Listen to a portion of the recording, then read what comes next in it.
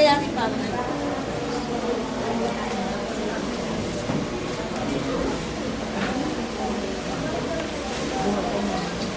Liwanag, Diyos na totoo, buhat sa Diyos na totoo, inianak, hindi nilikha, kaysa sapagkat Diyos ng Ama, na sa pamamagitan niya ay nilikha ang lahat, na dahil sa ating mga tao at sa ating kaligtasan ay nanaog buhat sa langit. Nagkatawang tao siya lalang ng Espiritu Santo, kay Mariang Birhen at naging tao. Ipinako sa krus dahil sa atin, nagpakasakit sa ilalim ng kapangyarihan ni Poncio Pilato, namatay at inilibing, at muling nabuhay sa ikatlong araw, ayon sa